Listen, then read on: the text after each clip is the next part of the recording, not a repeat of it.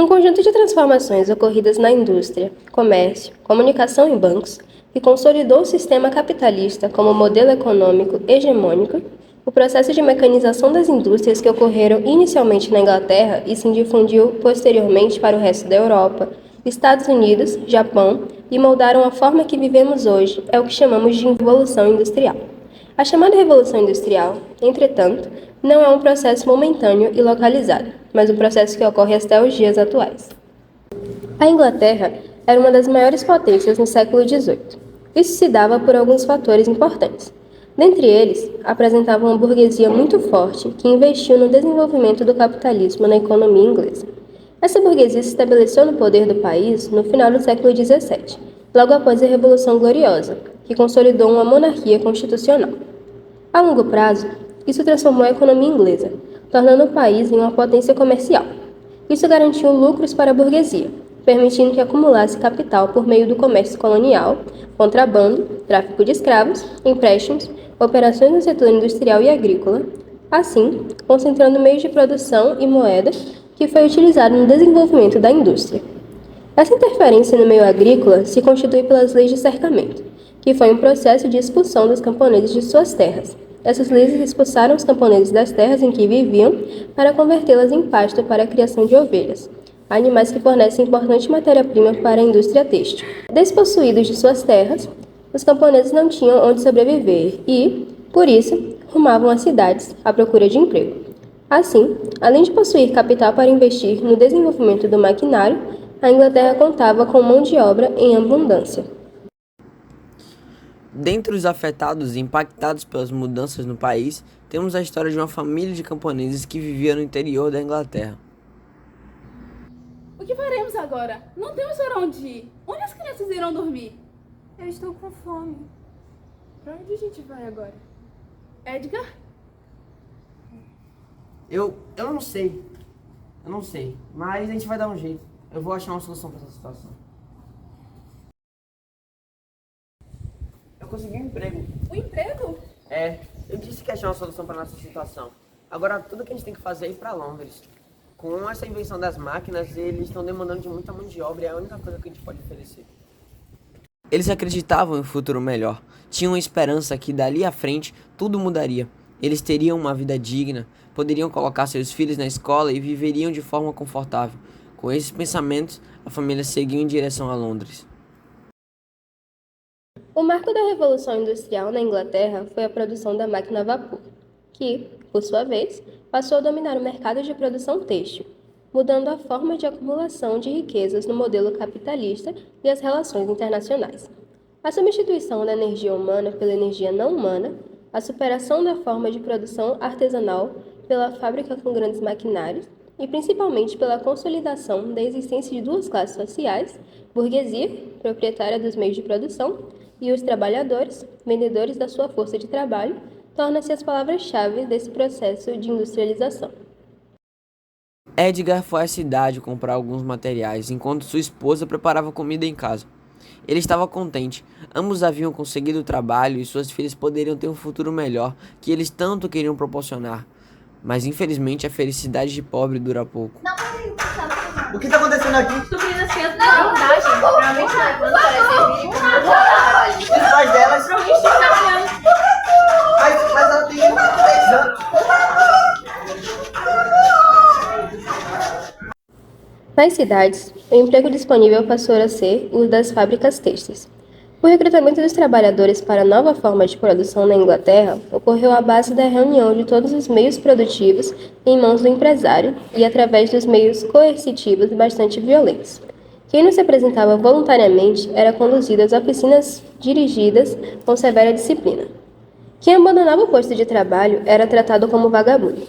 Os trabalhadores não tinham opção de rejeitar tal ocupação, uma vez que sem renda não teriam moradia e, sem moradia, seriam considerados vadios, ou seja, enquadrados na lei da vadiagem, uma lei que punia pessoas pegas vagando nas ruas. Nenhum desocupado recebia ajuda, senão mediante seu ingresso nas oficinas coletivas. O poder da classe abastada era absoluto. Até a segunda metade do século XIX, dispôs da mão de obra como bem entendia. Aquilo explicava o ocorrido, mas e quanto suas filhas? Ele e a mulher ganhavam muito menos que o necessário para impedir suas filhas de serem levados. E a vida dos sonhos que planejei para as minhas filhas? Eles terão de trabalhar tão novos como eu? Por outro lado, mais dinheiro seria bem-vindo. Foi o que ele pensou, na tentativa de amenizar a situação. Logo depois ele voltou à concepção inicial e sacudiu a cabeça. Não, minhas filhas são muito novas para trabalhar.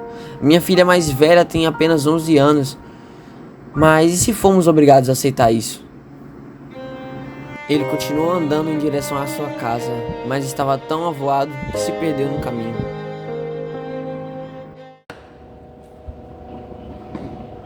Não acredito. O que aconteceu? Não acredito. Cadê as coisas que eu pedi pra você trazer? Eu não consegui comprar. O que foi que aconteceu, Ed? As meninas estão em casa? Sim, estão no quarto. Graças a Deus. Graças a Deus.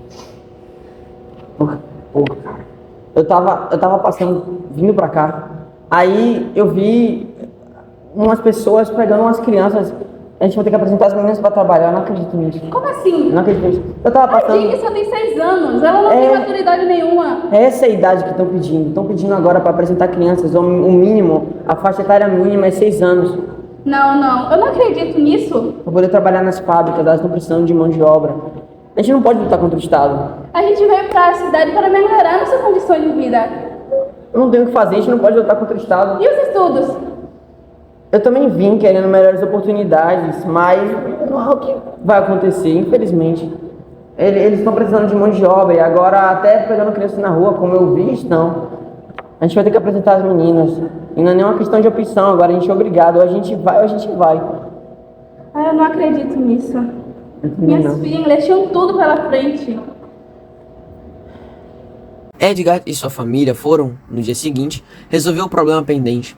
Eles vestiram sua melhor roupa e foram cedo para a fábrica onde Edgar havia arranjado emprego, a fim de conseguir implorar por melhores condições de trabalho para suas crianças e também um pouco de piedade e misericórdia. Elas vão trabalhar a mesma quantidade de horas, do nascer do sol até que ele se ponha, até que o dia tenha se tornado noite. Mas nós não podemos aceitar isso. É muito tempo, são apenas crianças. Eu também acho, mas não sei mais o que posso fazer. Eu aguento trabalhar todas essas horas, você também, mas elas são crianças. Elas não vão aguentar tudo isso. E se minhas filhas ficarem doentes?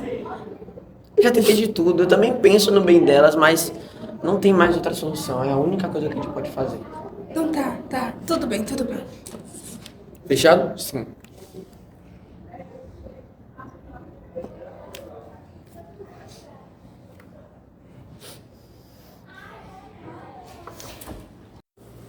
O povo foi submetido a duas formas intoleráveis de relação: a exploração econômica e a opressão política.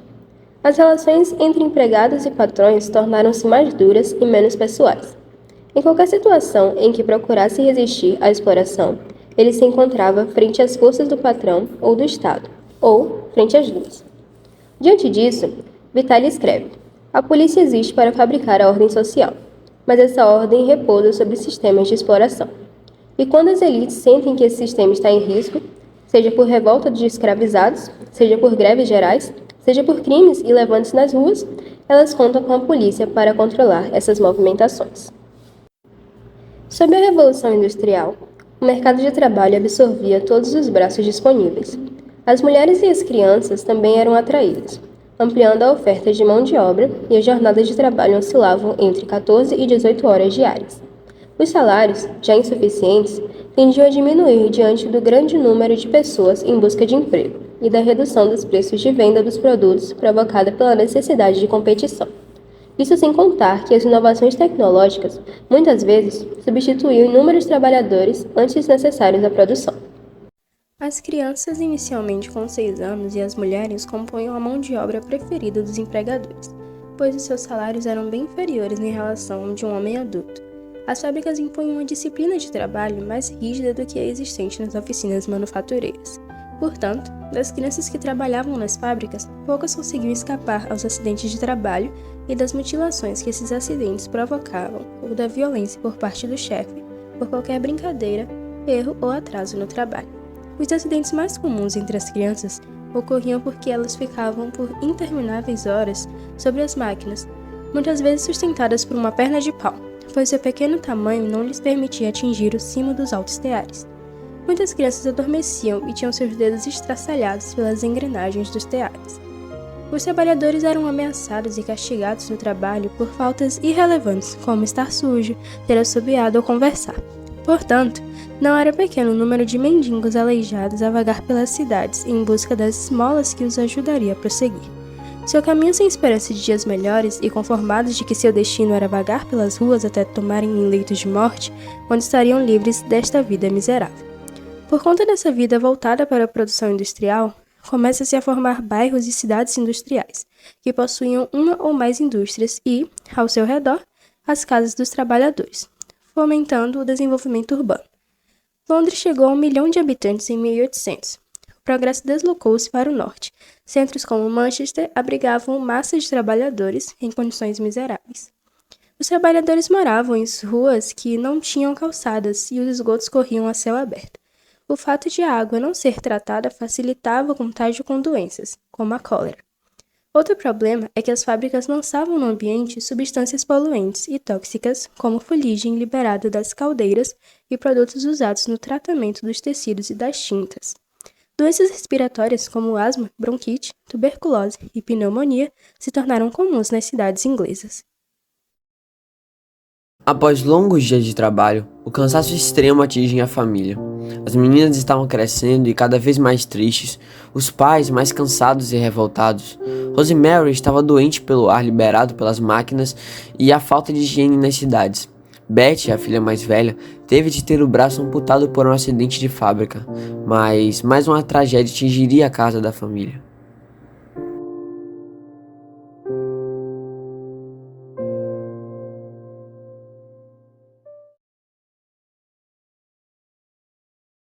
Filha, levanta, hora de trabalhar. Não consigo trabalhar, não. Bora, filha. Tô muito cansada. Cansada? Não, filha, hora de trabalhar. Não, não consigo. A gente Não consigo precisa. levantar. Não desista, consigo. não, bora. Não consigo. Tá muito cansada, né? Eu entendo. Tá bom, vou falar com o patrão. Tchau, filha, te amo. Eu vi que eu... Jenny?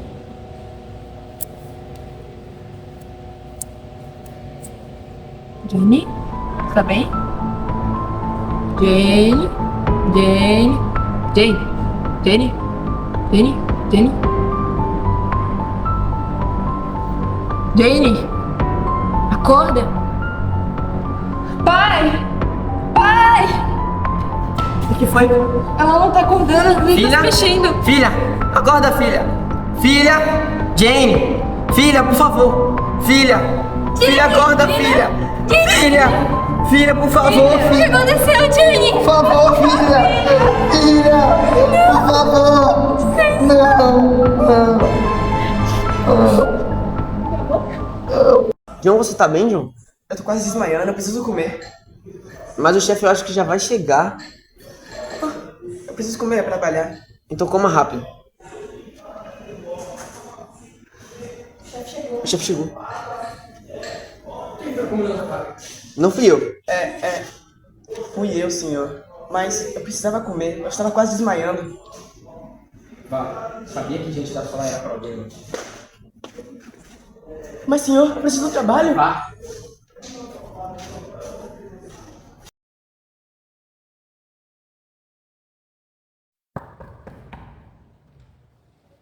Cheguei, gente.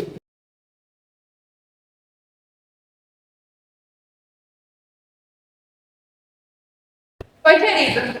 Mesmo valor? Ninguém ajuda nada. Pelo menos não diminuíram, né? Ouvi dizer que as fábricas têm diminuído a remuneração ultimamente. Eu não sei o que a gente vai fazer, esse patrão tá muito complicado.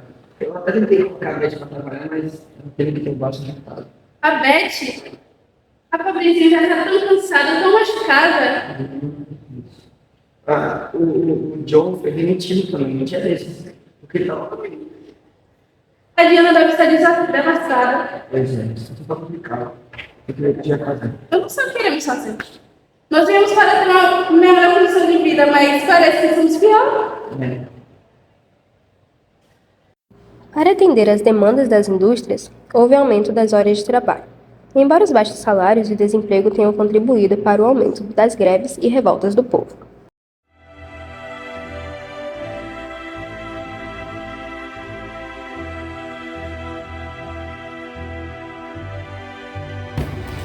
Olá, John.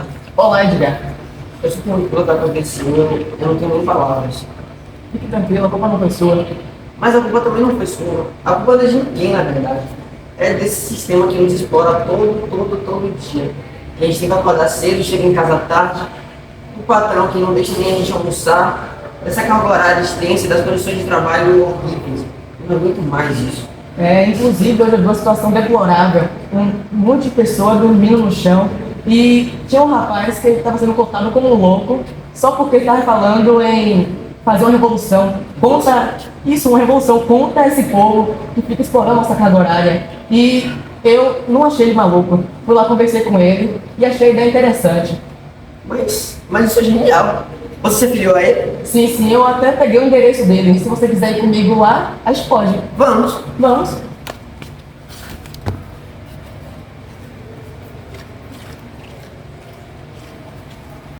As explosões de manifestação de trabalhadores na Europa do século XIX, de que trata a literatura histórica, especialmente Hobsbawm, se apresentam de maneira mais ou menos consoante às conturbações econômicas, aos altos e baixos em níveis de consumo, qualidade de vida e salários decorrentes e proporcionados pela sociedade industrial. Pode-se dizer que trata do nascimento da consciência de classe, o que quer dizer a classe trabalhadora tomando consciência da condição de opressão e começando a agir de acordo com esse entendimento. A ideologia do trabalho já fazia parte da dinâmica de constituição da própria estruturação da organização social, sobretudo por meio do processo de introjeção forçada do trabalho como mercadoria a ser vendida, a que se denomina subsunção formal do trabalho ao capital. Para os destruidores de máquinas, as máquinas eram responsáveis pela substituição da força de trabalho humana, causa do desemprego e da desvalorização dos salários. Essa ideia se desenvolveu a partir de meados do século XVIII, com tal força e extensão que levou o parlamento britânico a sancionar, em 1769, uma lei que punia a destruição de fábricas e máquinas com a pena de morte. Muitos trabalhadores foram executados, o que não impediu que o movimento ganhasse enorme amplidão entre 1811 e 1817. Já então conhecido como Ludita, do nome de Ned Ludd, que, aborrecido com seu patrão, quebrou a marteladas os teares da oficina deste e tornou-se símbolo lendário, além de líder do movimento. Os membros desse movimento se reuniam nas tavernas, onde deveriam comparecer armados e disfarçados. Em todas estas lutas, foi se impondo o princípio da organização. As leis antissindicais foram promulgadas justamente em plena Revolução Industrial. Elas foram sendo derrotadas pelas greves e pelas lutas operárias, que obtiveram, em 1825, a revogação das Combination Acts. Em 1830, se formou o Sindicato dos Operários da Construção, Operative Builders Union, e em 1834, a primeira Central de Trabalhadores, Grand National Consolidated Trade Unions. Depois de numerosas greves, obteve-se em 1847 a redução da jornada de trabalho para 10 horas em toda a Inglaterra, que Marx chamou de primeira vitória da economia política da classe operária. Situando a constituição da polícia inglesa, Polícia Metropolitana de Londres, em meio ao processo de ilegalidade e legalização da atividade sindical, ludistas e depois cartistas, é possível dizer que ela foi criada para ser uma força de controle social preparatória para a legalização da atividade sindical na Inglaterra. Os sindicatos nasceram dos esforços espontâneos dos operários ao lutarem contra as ordens despóticas do capital, para impedir ou ao menos atenuar os efeitos dessa concorrência, modificando os termos dos contratos, de forma a se colocarem acima da condição de simples escravos.